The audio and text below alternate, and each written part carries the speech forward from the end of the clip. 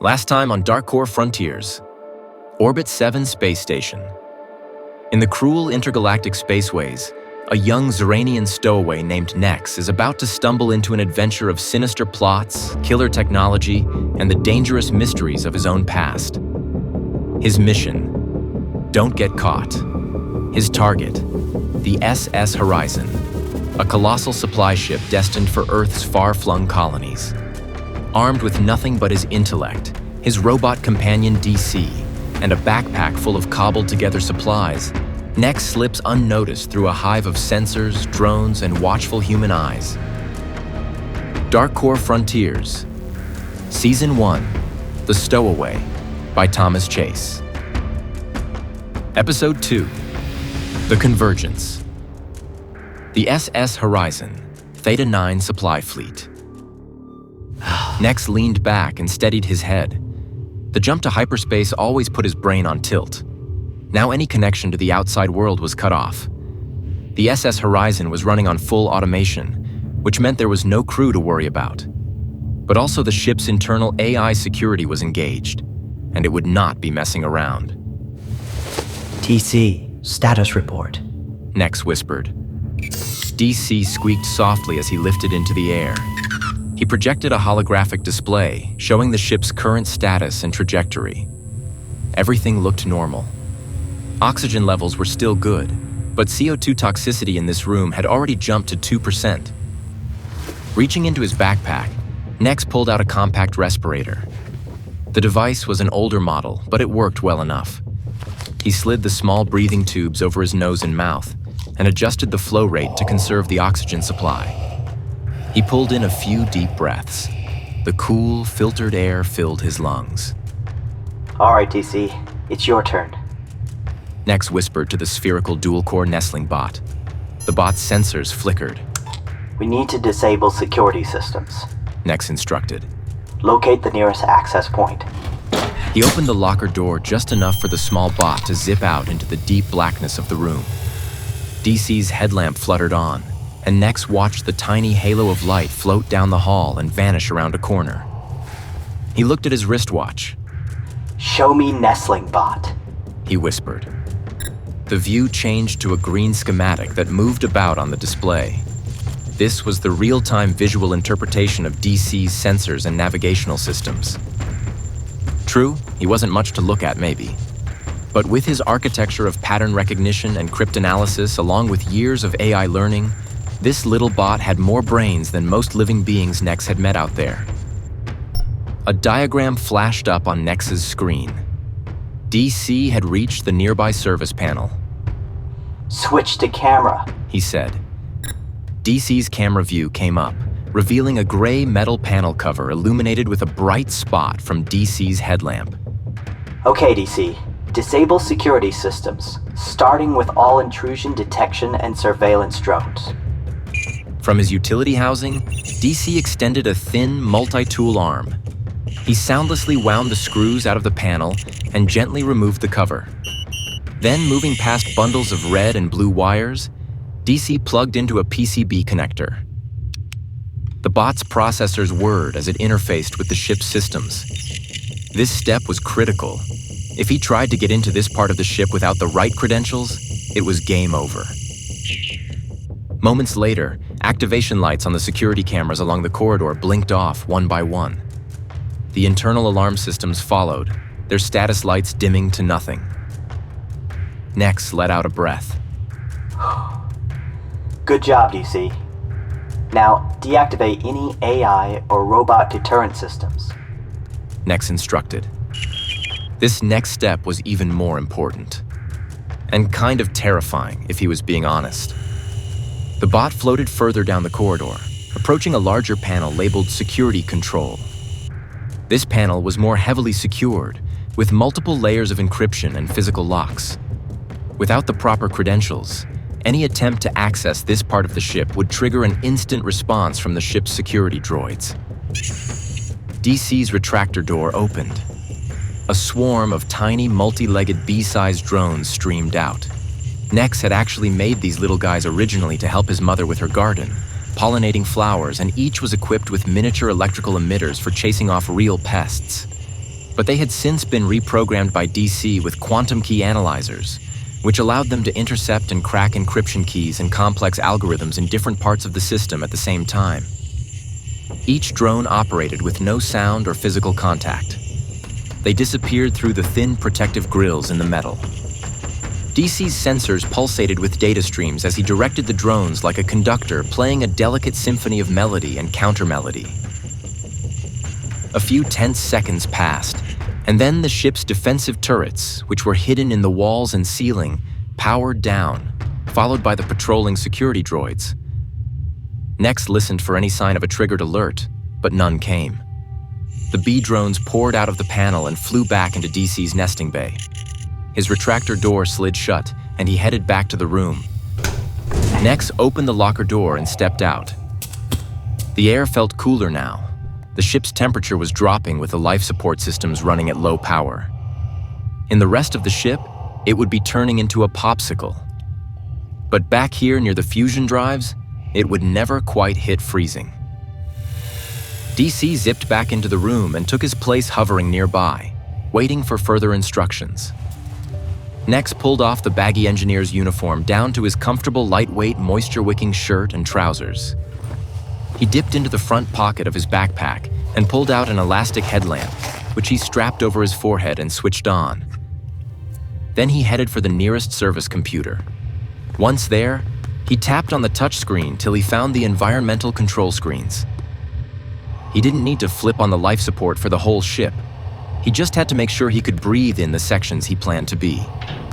One by one, he turned on life support on deck levels 12, 13, and 14. The lights sprang on. A gentle whoosh filled the corridor as fresh air began circulating and the ambient temperature started to rise. Nex removed his respirator, taking a deep breath of the now fresh air.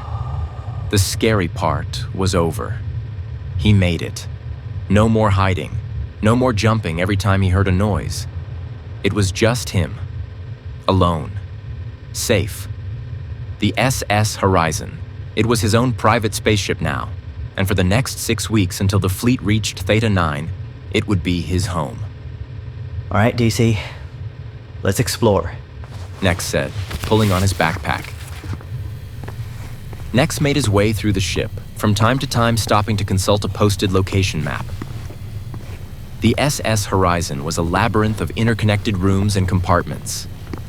He passed engineering sections humming with machinery and the ship's docking bays with a squat line of hatches leading to the ship's lifeboats, which were more for maintenance or emergency access rather than crew use. He passed through storage areas filled with rows and ranks of hibernating robots, each waiting for some pre-programmed task. Some of the automated repair drones moved along tracks in the ceiling, their articulated arms scanning for system anomalies.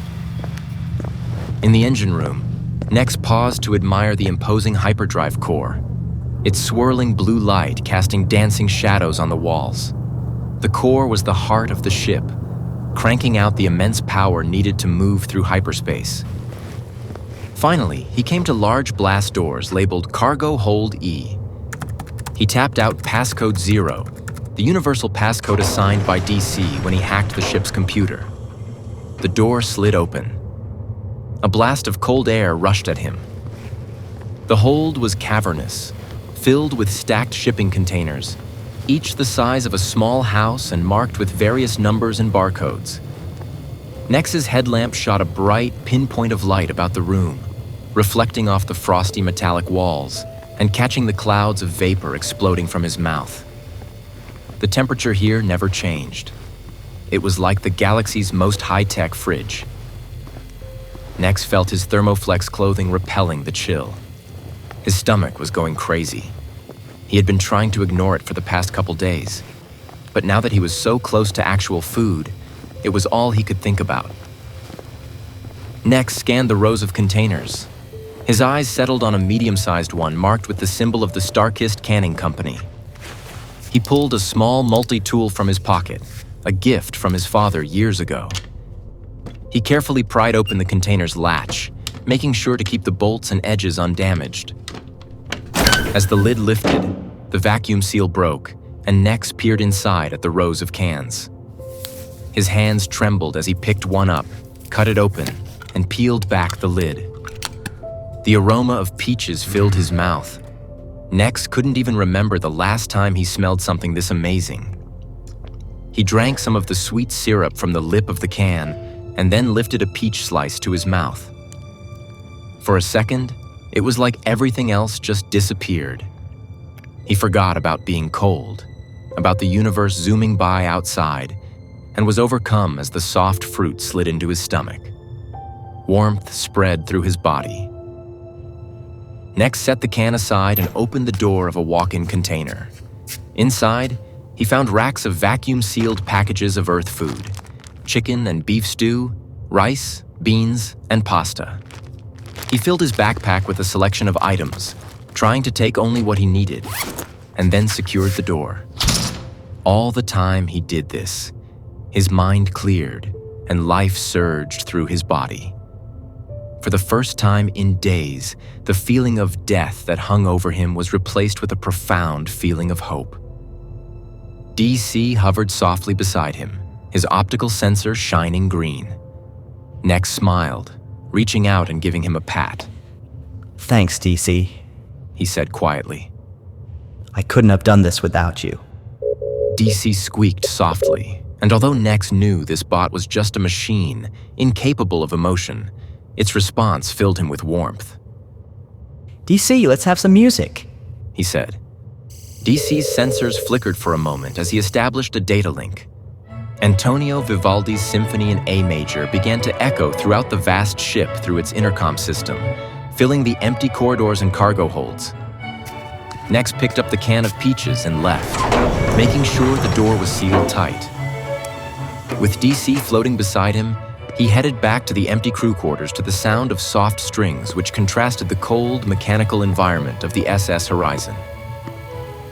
Nex took some time to survey all of the rooms in the crew's quarters and settled on his favorite, a small, comfortable compartment near the rec hall. It was the perfect place to set up a temporary base of operations. In the washroom, he found an electric clipper and gave himself a quick trim, showered, and laundered his clothes. He probably looked terrible, but hey, no one was going to see him anyway.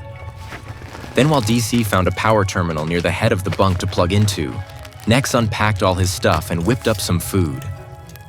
Soon, a hot serving of chicken and spiced rice steamed on a metal plate in front of him.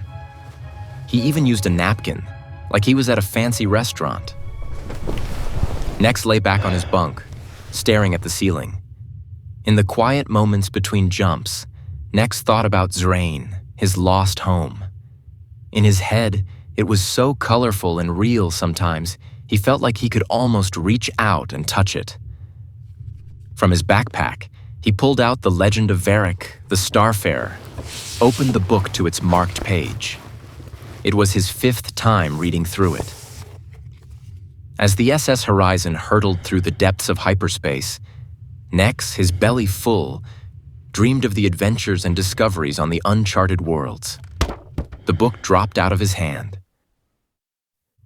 He opened his eyes to find himself once more in the sleeping quarters, still lit with the soft, incandescent ceiling lights, looking just the same as the night before.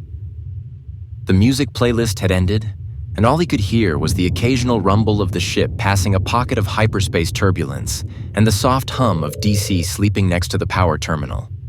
It was kind of cute, actually. Nex pulled out a small, handheld datapad from his backpack. On it, he established a data link, logged into the ship's central server, and brought up the navigation logs. The SS Horizon was on a direct path to Theta 9. He got out of the bunk, feeling hungry, and noticed for the first time some scratches and bruises he must have gotten the night before. Pulling on a Stellar Logistic Corps blue jacket he had found hanging in the rec room and his boots, he made a quick trip back to Cargo Hold E using one of the ship's small transit pods. He brought back some dried fruit and nut bars and packets of coffee. As he ate and sipped hot coffee, he settled back, letting his mind go all over the place. Nex spent his hours reading or working on a small, portable energy converter he was building to keep DC powered up on the go. The bot had originally been built with a slot to hold a Darkcore gem, But since the destruction of his planet, when all the Darkcore gems were destroyed, he was forced to modify the bot to carry a rechargeable lithium battery pack. Nex found a stash of old movies in the projection room and watched one called Union Pacific. It was wild. Half the time he had no clue what was going on, but it was still exciting. Between meals, he and DC explored spots on the ship he hadn't been to before. He talked to him all the time, which helped keep off the feeling of being boxed in. He slept deeper than he had in months and ate pretty well, and after about a week, color began to return to his cheeks and his craggy face filled. It was around day 8 when suddenly a soft chime reverberated through the cargo hold, waking Nex from a doze. He sat up, alert, as the ship's automated voice announced, "Hyperspace exit imminent. Prepare for a gravitational shift." Nex scrambled to shove everything in his backpack. The feeling of being in two places at once gripped him as he transitioned from hyperspace to normal space. Nex clutched the side of the bunk. As soon as he regained his balance, Nex activated his datapad, bringing up a holographic image of their location. The supply fleet had emerged from hyperspace near a desolate, rocky planet. He had no clue where they were. It was definitely not where they were supposed to be. Something was up, and not in a good way. Nex quickly dressed and woke up DC, and the two of them left the living quarters towards the observation deck. Stay close, DC. Nex whispered. The lights wavered, and the familiar rhythm of the fusion drives changed pitch. Passing quickly through engineering, he stopped in the doorway of the docking bay when he heard the heavy clunk of the outer door lock engaging. Nex's blood froze at the sudden rushing sound of airlock pressurization. Someone, or something, was inside.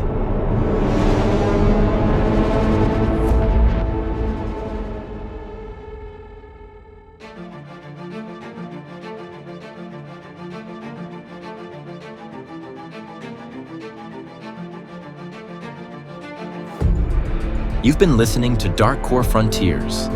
If you enjoyed the story, be sure to subscribe to our YouTube channel, Wondrous Legends. And if you like this production, you can help us make Season 2 by supporting us on Patreon at patreon.com/wondrouslegends. Thank you for listening.